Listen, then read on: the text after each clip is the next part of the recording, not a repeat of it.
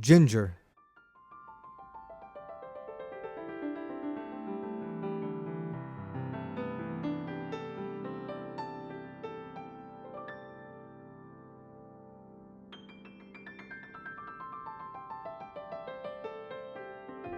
Now usually ginger keeps for a very long time when uncut, however when selecting, you want it to be firm with no visible bruises or mold spores. Now there's these fingers here which we want to remove, which will make it easier to peel. Using your paring knife, simply separate these sections. Now with the spine of the blade, I'm going to use this to peel the skin. Some cooks like to use a spoon, but I find this much more efficient.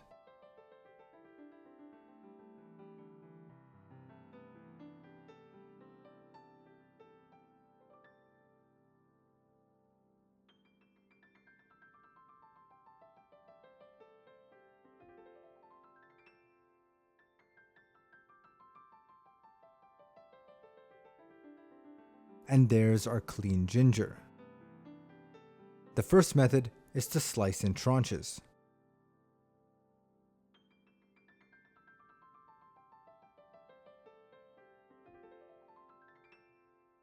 We'll then stack them and thinly slice into a julienne.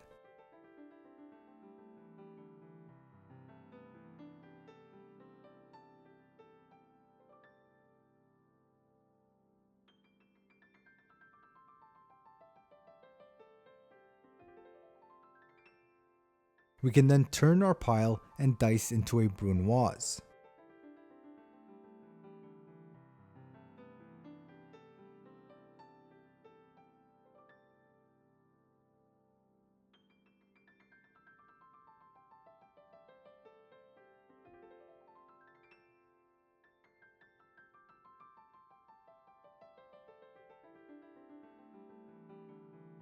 And there's our chopped ginger.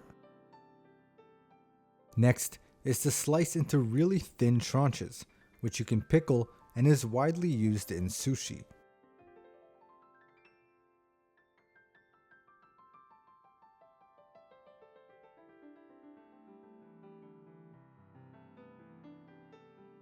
We'll line these tranches up, however, and begin slicing into a fine julienne.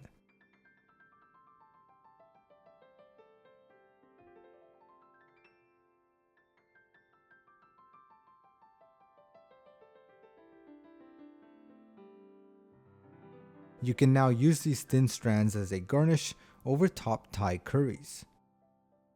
And that is our ginger.